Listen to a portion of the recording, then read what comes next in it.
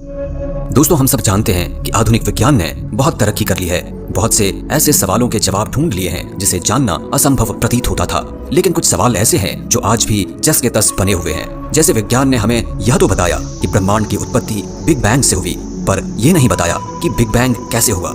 दोस्तों, दूसरी तरफ हम अपने धर्म ग्रंथों में बताए गए तथ्यों को काल्पनिक बातें मानते हैं। उन्हें वो वैल्यू कभी नहीं मिलता जो हम आधुनिक विज्ञान को देते हैं। लेकिन दोस्तों, आज हम आपको बताएंगे ब्रह्मांड के उत्पत्ति के वो राज जो हमारे शास्त्रों में उल्लेखित हैं।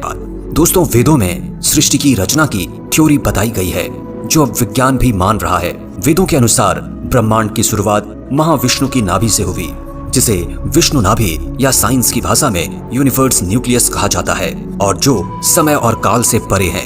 महाविष्णु की नाभि से एक कमल निकला जिससे ब्रह्मा बने, और अगर इसे वैज्ञानिक तर्क से देखें तो ब्रह्मा ही हमारा वो ब्रह्मांड है और विष्णु वो बाहरी स्रोत जिसकी न शुरुआत है न ही अंत।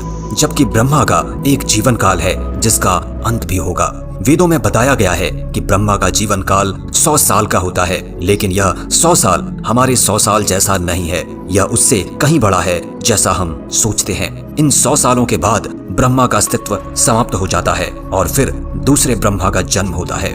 ब्रह्मा के जन्म को हम बिग बैंग मान सकते हैं और उनकी मृत्यु को बिग क्रंच, जो कि अंत में होगा। विष्णु नाभि वो सिंगुलैरिटी है जिससे ब्रह्मांड बना और जिसमें अंत में यह ब्रह्मांड वापस मिल जाएगा। दोस्तों, अब बात करते हैं ब्रह्मा के जीवन के बारे में, जो कि 100 साल का है। ब्रह्मा का हर साल 360 दिन का होता है। हर दिन का आधा भाग दिन और आधा भाग रात का होता है। एक दिन और एक रात मिलकर 2 कल्प बनते हैं।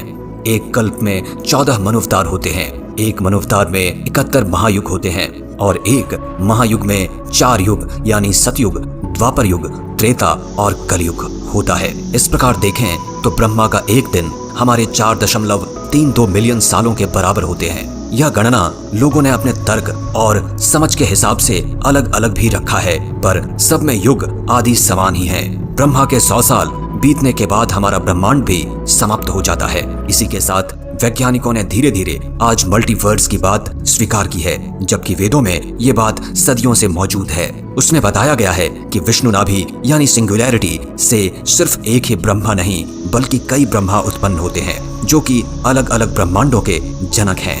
अलग अलग आयामों में अलग अलग ब्रह्मा या ब्रह्मांड में जीवन का खेल लगातार चल रहा है। इसलिए यह कहना गलत नहीं होगा कि आज का विज्ञान भले ही कितना ही क्यों न तरक्की कर ले, लेकिन वह प्राचीन वैदिक विज्ञान और उसकी खोजों से विज्ञान आज भी कोसों दूर है।